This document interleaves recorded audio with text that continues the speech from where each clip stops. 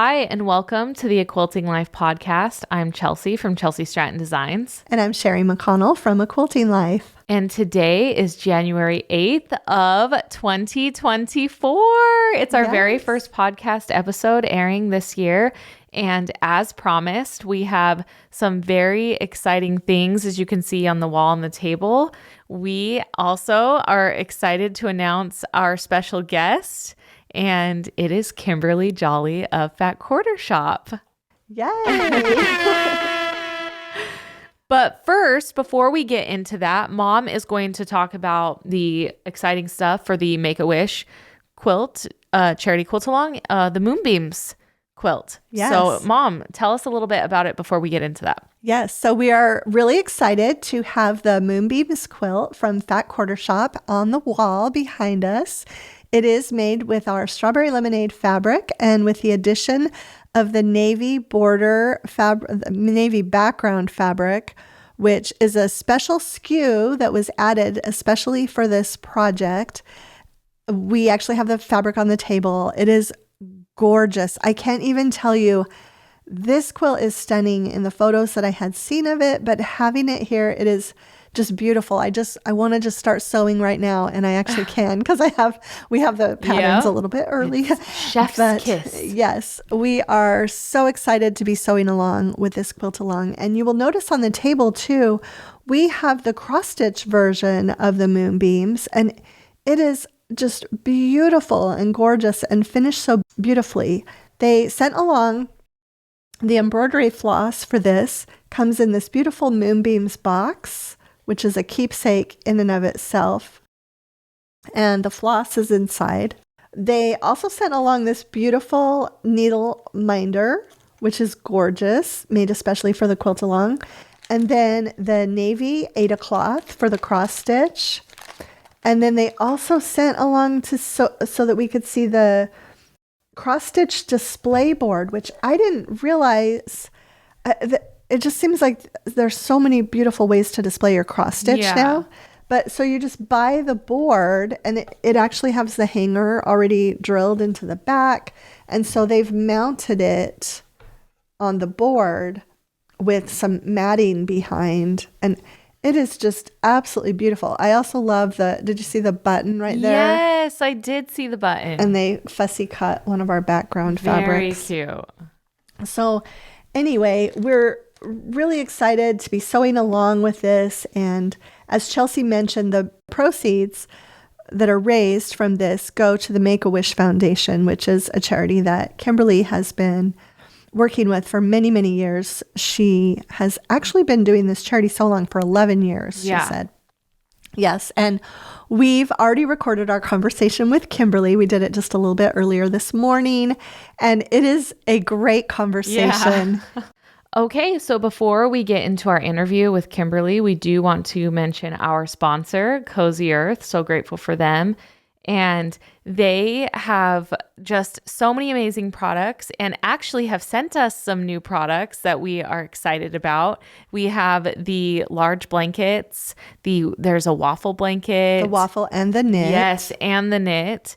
And also, Billy just got some joggers, Yeah, too. he's going to actually give us a review on the joggers for our next podcast. Oh, okay. Yeah, just recently got a hold of them. Yeah. So, yeah. But we're still in 2023 right now. Yeah. As we're recording. Yeah. But they also have towels, and they have skincare now, which Mom has, and the sheets are as always. Yeah. So we are just grateful for them for giving us and finally the gift of a good night's sleep. Yes. So. And don't forget that you can get 35% off using the code AQuiltingLife at cozyearth.com. Okay, so we're just going to bring the interview on with Kimberly now. We used a little bit different technology for that. I actually really liked it. I loved it. So Chelsea and I were in separate rooms, and then, of course, Kimberly was in Texas, and you can see all three of us on your screen. Yeah, I just want to mention that real quick, is that people might wonder, why is Chelsea in a different room? But I wanted everyone to be able to see everyone clearly, and having microphones, they would if they're in the same room, they would bleed into each other. So I figured that'd be the best way. But I wanted to ask, because at the end of the interview, Kimberly gives us a little insight into her life outside of quilting. Is that well-known information? Do people know that, or is this going to be revealing for listeners? No, people They know. Oh, really? Okay. Yes. I learned of that, so that was Yes. interesting to You hear watch her her live excitement. streams, you know. And, Yeah, and okay. if you follow her on Instagram, you Yeah. know that she... Okay. Yeah. I won't reveal what it is yet, but I was surprised Yes. how into that she was at the end of you guys' conversation Yeah. today. Okay, so let's get into it.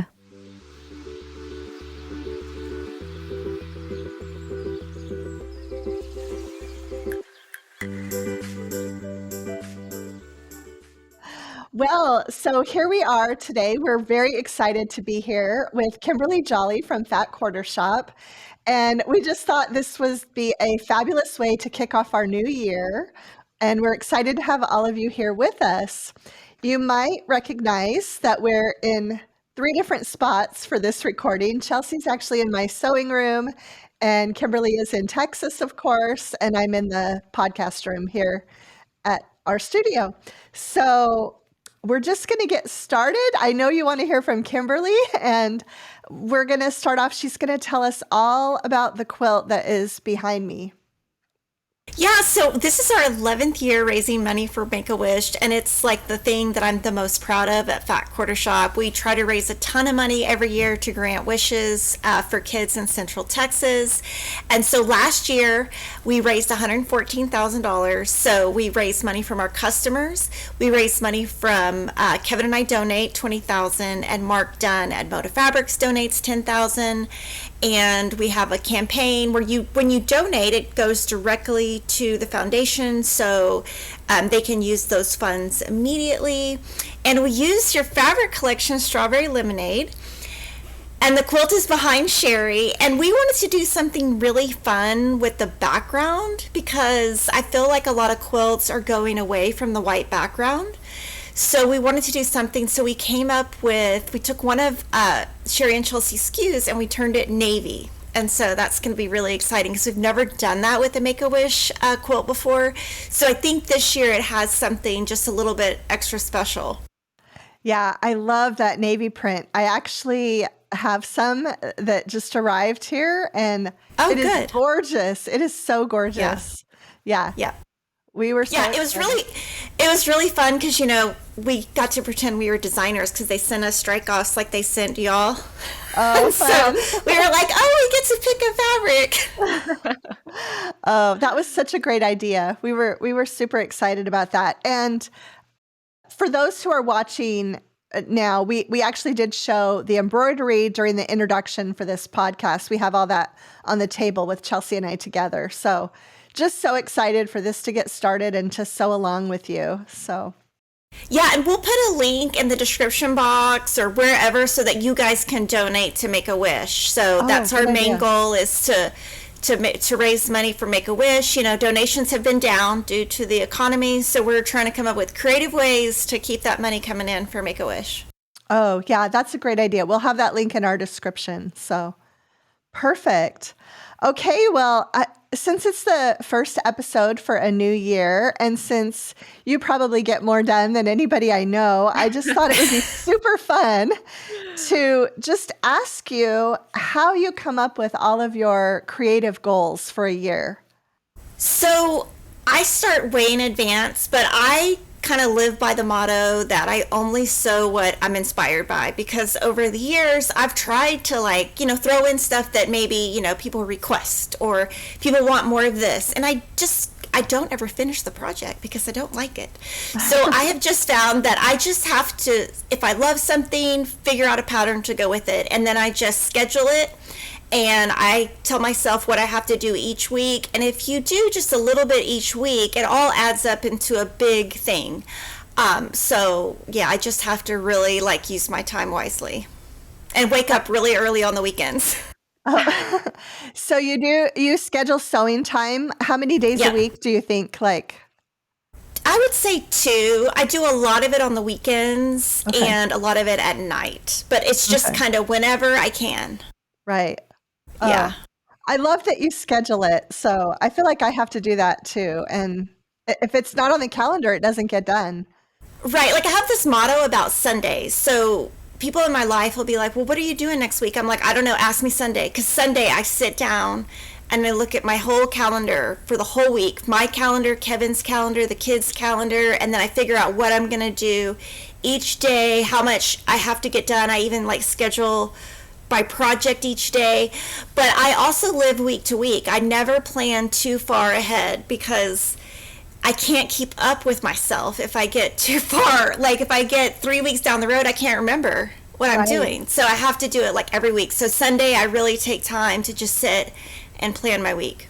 That kind of like goes along with the second question I had on the list. And it really does sound like you already answered it, but that you do block times for your sewing and creating. And and then I asked you also weekly, monthly, or quarterly, and you just pretty much explained that. You don't really go beyond a week or so at a time. Yeah. Yeah. And when I plan my projects for the year, I try to really think of what I can actually get done. And so what I love about your free block of the month that you do every year is just one block every month, and everyone can commit to one block every month. And so it makes it really easy, and I like the sew-alongs that give you time to do it where it's not too rushed. And that's kind of how I pick things is it achievable? Is it doable? Can I actually finish it? Oh, yeah. I love that. I also, and this wasn't my idea, it was somebody else's idea, but I made a printable for it. But she said, we always talk about all the quilts we finish. What about all the blocks we finish? And so I made this little printable that for every month you can color in a circle every time you finish a block, so you can feel that sense of accomplishment. Yeah. So that's been really fun. Yep. So I think Chelsea has some questions for you too. I do. Kimberly, I wanted to ask you what trends you're seeing right now in the quilting world. So I would say the one trend that I see the most is skinny borders or no borders. When I started quilting 20 years ago, everyone had a 6.5-inch cut border. I feel like there's a lot of skinny borders. There is a lot of scrappy quilts, and there are a lot of sampler quilts, which can incorporate all of those things. I also noticed at Quilt Market, there was a lot of people making pants and garments and taking old quilts, cutting them up into clothing. And I do see a lot of like crochet, granny square, and that's not so much quilting, but in garments. So I do see a lot of stuff going on with quilting, crochet, texture, garments. Yeah, that was one thing that we noticed at Market as well. Lots of clothing from old antique quilts, and it was really cool. I loved it. I would love to do it. I would just be so scared, but I would love to be able to find like a quilt and, like turn it into a jacket. I would be like that cool mom. Yeah. Oh, Mom, did you have something? I was just going to say, yeah, I loved all of the clothing from the Moda team, Lisa Alexander and Lexi and a lot of the marketing team from Moda. They had clothing with quilts or made from quilts. It was so much fun. Yeah. Are there any new notions that maybe you saw at Market or just ones that you're loving right now that we might not know about? Okay, I have one, and it's the Laura Star iron. And I had never heard of this iron before, and we were contacted, and they were like, just try this iron. And I was like, okay, whatever. Like, I'll try an iron. Oh my God, it like has changed my life. It is the hottest. Now, you don't want to burn yourself, but it's dry steam, and my blocks are so flat. I didn't think my blocks could be more accurate. Now, the one downside is it's super expensive, but it's so worth it. But that Laura Star iron, if you've never tried it and you're ever at like a retreat that has one, it's amazing. And I just have the big one, but I'm trying to get Lori Holt to try it too. You'll convince her in no time. Yeah. I know you will. Yeah. Yeah. So do you use distilled water or tap water or? Yeah. You just use your sink water. Okay. Oh. Just whatever, like nothing fancy, which is also really helpful because I used to have to like go find starch and go find distilled water. Now all I have to do is find starch. I can leave the water part out. Oh. And it's a awesome. big tank, so you don't have to fill it up as often. And my kids can actually do it. I'm like, oh, fill this tank up. Yeah. On the topic of notions, I just have to tell you, there's this one notion of yours that I really love. It's the Kimberly's Cuts rotating cutting mat. Oh, yes. And I feel like it came in a Sew Sampler box or something. Mm-hmm. I love it because it like rotates. And Yes. the biggest thing that I find when I'm videoing is, you have a rotating mat. I tend to not rotate it. I tend to pick it up and move it. I don't know why I do that, but that's why I like mine, because it's not heavy and I just move it. I guess I feel like if I rotate it, my fabric's going to move, even though it's supposed to be a rotatable mat. So that's kind of why I liked mine, just because I didn't have to worry about it, like, going all over the place. And I know it drives people crazy when they watch my videos because, you're supposed to rotate the mat, and I just don't. I don't know why. I never have. Yeah. Well, I love that. I do rotate it, but I would just thought it would be so much fun to have one just a little bit bigger, like an 8-inch instead of I feel like it's 5 or 6 inches. I'm not sure. I'll talk to Jocelyn. Yeah, that would be so fun because I really like, if I have a block lock on there, I can rotate it while I'm holding onto the block lock so the fabric does not move. So yeah, but I wrote it down. Okay, awesome. Well, I can attest to it as well because I showed up at the house to film a tutorial with Billy, and Mom was like, "You're using this," and I loved it. So it was awesome. Yeah. Oh, thank you. What are the notions that you can't live without, like that you have to have? So I would say that iron. I'm addicted to that iron, and I never, it's one of those things that you just think, oh, whatever, I have an iron. Like, that's stupid. That's expensive. Right. That's stupid. And then I fell in love with it. I would say the sweet snips, the little tiny scissors. Oh. I have like 40 pair, and my seam ripper. And I would say Creative Grid square rulers. I am always using the 2.5, 1.5, 6.5, 4.5, and then I end up with my table and it just has square rulers everywhere. And then you can't find the ruler. You can't find it. So I'm trying to figure out a way to where I can get like a little box and just put all my little square rulers so that they're not everywhere all the time. But I would say square rulers and just my seam ripper and scissors. Awesome. And the iron. Yes, and the iron. And her iron. Wow. I'm embarrassed to talk about the iron because it's super expensive. And we sell it, and I feel guilty. It's so expensive. It's just like, but I just was like, oh, whatever. I'm not going to like it. And then I fell in love with it, and I was like, oh. I told Kevin, I was like, I think it's changed my life. He's like, an iron? I was like, yeah, I think so. Oh, wow. Because I felt that way when I started using the Rowenta steam iron. I felt like that changed my life. So, yeah, if you try this, yeah. Ooh, Mom. But I always figure I make so many quilts in a year. If you divided the price of the iron by all those quilts, it might not be that expensive. So, well, one thing they told me is it has a really good warranty. And you know how when you run, like I have run through so many irons, I'm not going to say what brands, but 2 different brands. I just run through the irons because you're not supposed to use them 8 hours a day, 3 days a week. So this one's supposed to last 8 years. That's what that's what they said. Wow. So yeah. So then if you divide that price by 8 years, it's probably more reasonable. Right. Yeah. Okay. Yeah. Wow. Yeah. Because I've had years where I was buying 2 or 3 irons a year, That is what I was doing. Yeah. Yeah. So. And then and then I have one at work, I have one at home, and it's just, it's really nice. Yeah. So anything coming up with Fat Quarter Shop that you'd want to share that? I would just say, if you haven't tried our Sew Sampler box, we would love that. It's such a fun box. We've been doing it 8 years, and Jocelyn does a great job putting that together. I mean, you always do a box reveal, which is always really appreciated. I love that. I love that we're going to do Stronger Together. We raised money for UNCF. We also raised money for breast cancer awareness. So we're just always trying to do charitable things behind the scenes, and lots of free patterns on our YouTube channel and our website. And I think that's about it.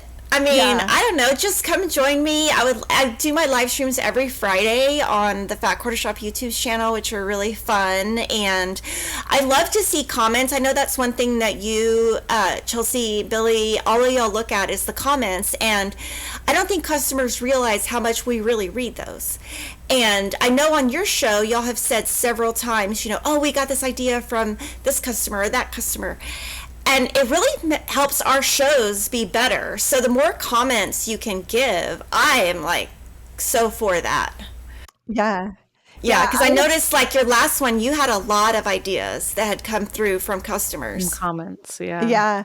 Yeah, and you can't do everything, but you get a gauge for what you can do. And I don't know, I love the comments, because even if it's constructive criticism or even if it's negative, there's a way that I can incorporate that somehow into what I do to be better. We always want to, it's the new year, you always want to have, I just am like a super positive person, and I just want everything to always get better. And so I'm always looking to do better. And I would say that's probably my New Year's resolution, is to just always do better. Whatever you're doing now, you can always do better, whatever that is. Cooking, whatever you're doing, taking care of your dog. I love that. I love that. It applies to everything. Yeah. Yeah. And on the topic of sew sampler boxes, those are phenomenal. I love the way that you can get the extras too. Sometimes there's extra boxes, and then boy, the Jolly box was so incredible, but it sold out so quickly. Yeah, it's so, that is like the one thing that I wish that you could predict. And, some years we sell out, some years we have tons left over. We can never predict. We either over order, under order. We hardly ever get it right. But this year, I think on the Jolly box, we got the number right. But it's all based on the economy and how the economy is doing and how much disposable. Those are all disposable income things. So, I mean, I wish we could predict everything, and then we would have the perfect amount for everybody. Yeah. I think that was the hardest thing during COVID, was just to keep everything in stock. And now I feel like now that COVID's over, it's like, okay, everything's calmed down. We can predict a little bit better. Right. Which is nice. Yeah.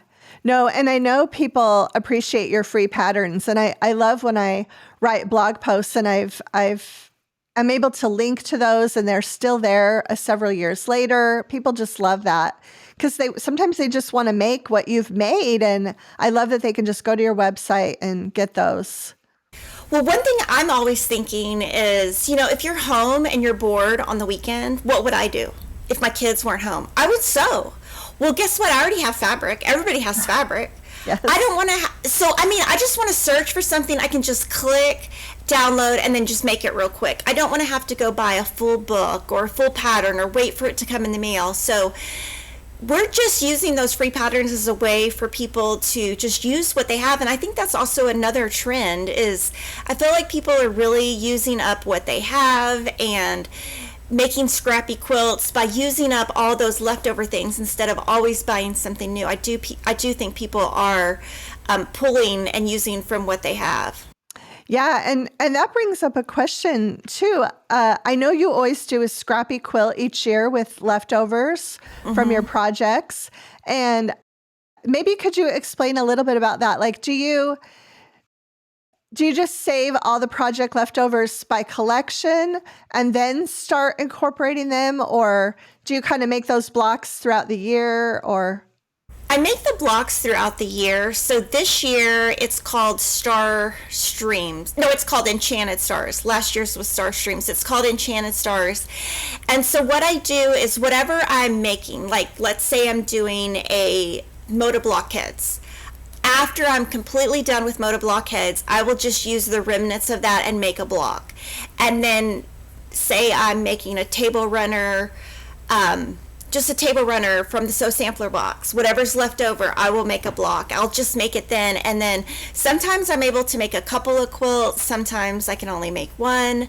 But we do provide a free pattern every year and you don't have to use it with scraps. You could use it as a collection. You could do whatever you want with it. But it's just a way. I just felt like I was constantly just having all this leftover fabric, and what am I gonna do with it? So I just tried to come up with ways that other people could use it too, so that my goal is when I'm done to just have a little sliver left, and then that's all I have to throw away is the little sliver. Right. And I should probably start doing that more right when I'm finishing a project, making those scrap blocks right then. That is such a great tip. And also, like, when I'm cutting, I'll be thinking about that scrap block. Oh, I'm going to need a 6.5-inch square from one of these pieces. So, I'll try to, like, make sure I leave enough of each of the fabric. I'm thinking about it. I'm even thinking about the Scrappy when I'm making the quilt. I might have to move stuff around for my quilt to make my Scrappy quilt work, which is crazy. Kimberly, you mentioned a few minutes ago your live stream. Do you plan on continuing the same current schedule you have for 2024? Yeah, so I'm going to do every Friday, and we do 1 week we'll sew. I'll sew something and give tips. 1 week I'll just show, all my sew along progress. So each week I try to change it up a little bit, and that was one of the customer feedbacks we got last year. So yeah, every Friday, as long as I don't have a kid conflict, or I'm out of town, or going to a gift market, or whatever for work, I will be on live stream. I love it. It's really fun because I feel like I get to connect with customers. I don't get to see people in person because we don't have a brick and mortar store. So yeah. I get to see what people like. And I mean, it's and I know what people are looking for. I know when they're waiting for that next Lori Holt collection or Tula Pink collection or y'all's collection. I know because they're asking. Yeah. And so it's just good to know. It's so helpful to know what customers are looking for, using, that kind of thing. Yeah. Yeah. And I believe we're going to join you sometime in the new year too. Mm-hmm. So Yep. I can't remember the exact date, but I know that we have that in the plan.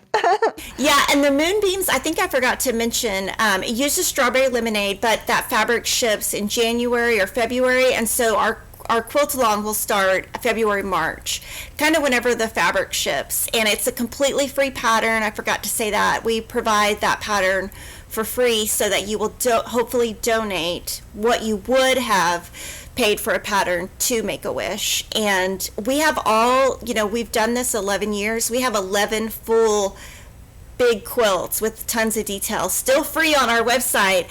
And we do that because then we think, oh, well, maybe they'll donate to this year's Make-A-Wish. Yeah. Oh, that's a good idea. Yeah, so we leave them free forever. Are you going to also do bonus patterns when you hit certain donation goals like you have in the past, or? I can't remember. I actually have no idea. Okay. I know every once in a while there's like a free setting or pillow. Right. Okay. I can totally not remember what we did.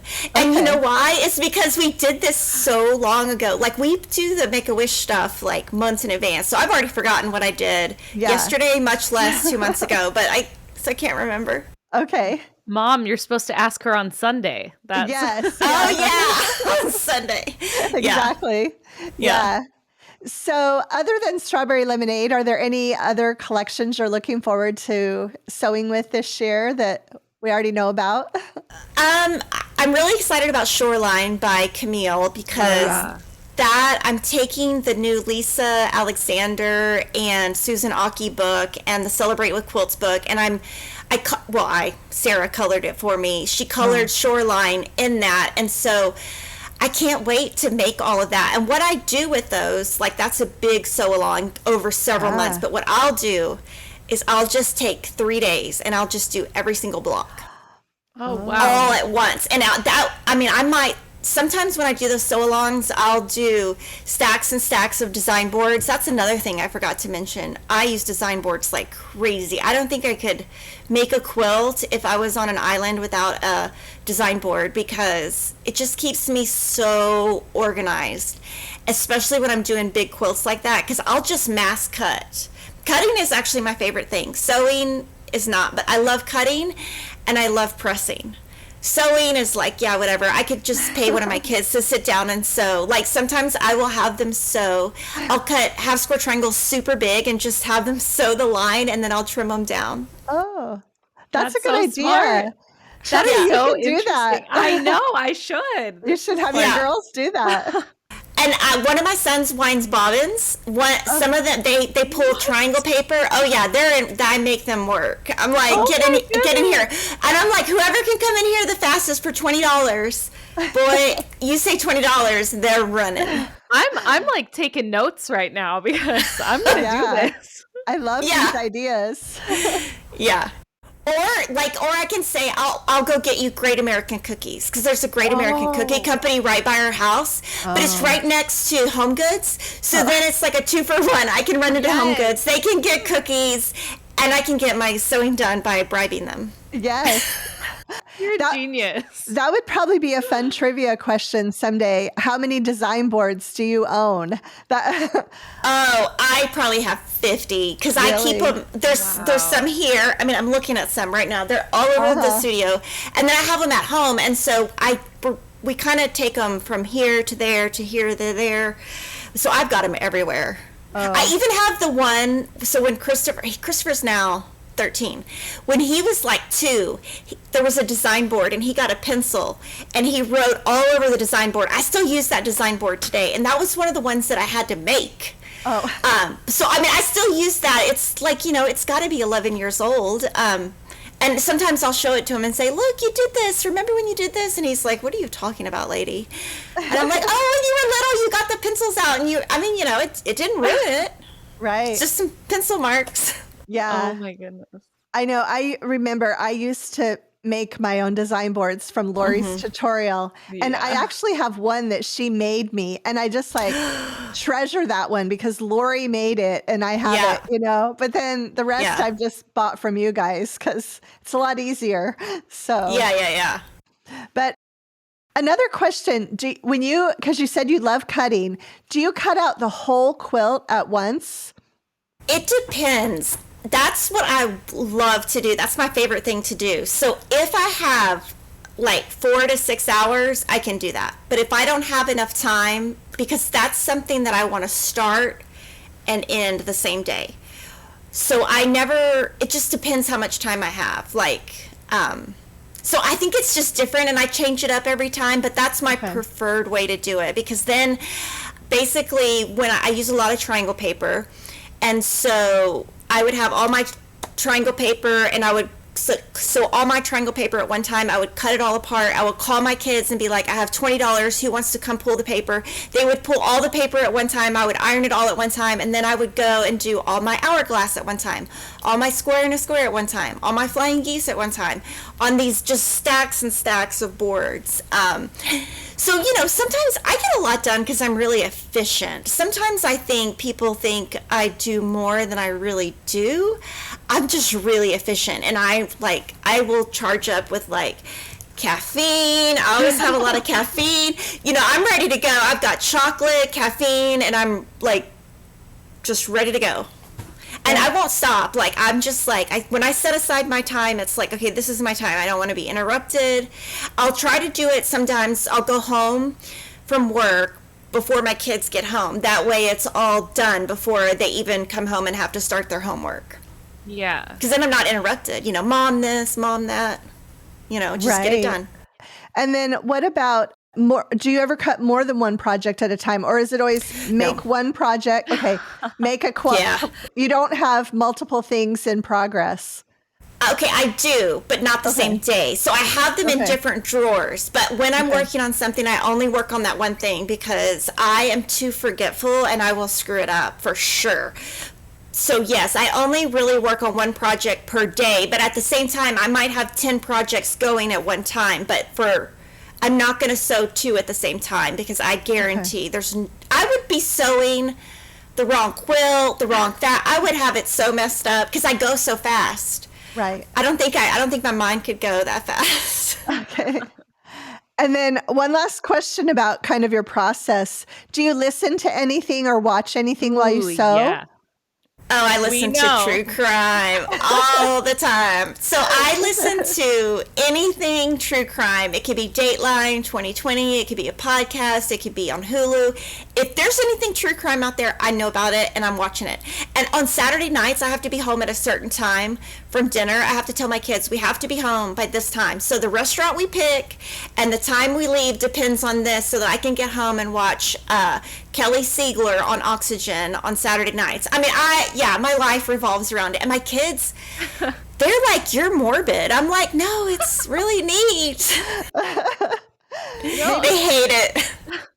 You seem to enjoy yourself at, was it Crime Con? Is that what it's called? Yeah, so Crime Con is this convention. I've been to it 3 times. I went on the crime cruise, and it's not what you think. It's all about the victims, and it's all about how to prevent it in the future, how to get in the mind of somebody, how, like, it's FBI agents and cops, and how did we get here? What are the mistakes we made? How do we move forward? It's forensic scientists. It's all about the victims, and a lot of charity fundraising goes on there where different families who have had victims or loved ones, they'll have charities where they raise money so that they can pick a cause that they want to use in the name of their child or something. But very interesting. It's really the psychology of it. I'm really into the psychology of how did we get here? Is it nature? Is it nurture? How did what went wrong in your life to get you here? Yeah. What could have been. So to me, it's just like, that psychology of it. Yeah, like, how did we get here? What was so messed up in your life that got you here? Yeah. Billy just slided me a note and he just slid a note to me. And he said, the next time you're in Las Vegas, you need to go to the Mob Museum. Oh, Yeah. okay. So I actually want to go. I've seen it on Peter Santinelli's YouTube channel, and I've been wanting to go, and my mom loves Las Vegas, and she loves downtown. She stays at the Four Queens. She goes all the time. And so my brother and I, we're trying to plan, like, every other year we do like a family vacation. And so I told my brother, I was like, can we just go to Las Vegas so I can go to the Mob Museum? And he was like, there's a Mob Museum? He's like, I want to go. So we're actually trying to go to Vegas just because we want to go to the Mob Museum. Oh, good. I know. I want to go to that so bad. And, like, if I go, though, I'm going to be like, want to go by myself. Like, I'm going to tell my brother, don't talk to me. Because I will read every little thing. Yes. Yeah. I've actually been. I went with Billy, and it's incredible. So, and it's funny too because I grew up, in Las Vegas in the 80s, and so the mob was pretty prevalent then. And I went to school with kids whose parents were in the mob and whose parents owned hotels. And so it was really fun for me because I saw a lot of names I recognized. And but my son, Billy, he loves the Mob Museum. So that's funny. I've seen several things with the previous mayor who started it. I've watched all kinds of videos with him. He's so funny. I don't know his name off the top of my head, but Oscar Goodman. Yeah. Oh, that's awesome. You will have to let us know when you do that. Yeah, I can. But because my brother was like, I don't want to go to Vegas. We've been to Vegas a million times. I was like, did you know they built a Mob Museum? He's like, where? I was like, it's right by the casino that Mom likes too, because we don't gamble as much as she does. I don't know if that makes sense, but like she will just gamble, and I just got to get out of there. And also the smoke. I mean, I like to gamble, but not like her. So, I mean, we could leave for 8 hours. She wouldn't even know. We'd be at the mall. She wouldn't even know we were gone. Right. You're like, let's go, Moms. Yeah. Oh, that's perfect. Mom's occupied. Yes. Oh my goodness. That'll be a great trip for you. You'll love it. Yeah. Awesome. Yeah, that's definitely on my bucket list. I have really wanted to go to that. Oh, well, Like, I don't have any interest. Like, I don't want to go to the Smithsonian. I don't want to go to any kind of science museum. We've done that with my kids, and I'm just like, this is the most boring thing I've ever done in my life. But a mob museum, I'd be all over it. oh yeah. Yeah. And you could spend a lot of time there. Yeah, you could. Kate, but Kimberly, on this topic, I love the way your mind works. Have you ever done an escape room? I just have to ask because I would love to see you in one. Because Okay, so I've done it several times with my kids, and we have this one kid. Well, we have 4 kids, but one of them is really, like, he's actually tested at the genius level. Oh, He wow. gets us out of the room. Only him. Him and Kevin are the ones that can do it, and I am like, me and Emma are stuck. Peyton thinks it's hilarious. Christopher's like just looking around, but my son Will and my husband Kevin, they can get us out of any room because they're so like smart. I think I get in there and I overthink. yes, yeah. But I do like the escape room. I do. Yeah. It's something They're we so do like fun. around Christmas. Yeah. Yeah. Okay, that's interesting. Yeah.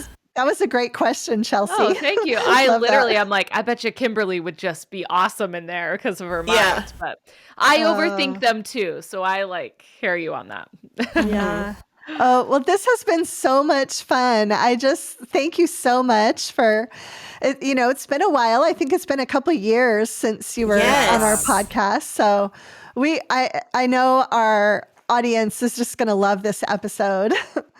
Well, thank you so much for inviting me. It's so good to see you guys. And if I come to Vegas, I'll let you know. Y'all can Yes. come with me to the Mall Museum, and I can meet Billy. I don't think I've ever met Billy. Yes, Yes. absolutely.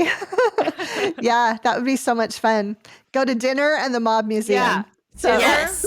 Well, yes. we have to let her have her alone time in the mob museum, but Yeah. yeah. She said, she was like, let me go. Let me. Yes. But no, dinner for sure. And Yeah. Oh, well, thank you so much, Kimberly. We just appreciate it. Thanks. Thank you. Kimberly. Bye. Bye-bye. Okay, so that's it for our delightful conversation with Kimberly Jolly. We thought it would be such a wonderful way to begin the new year.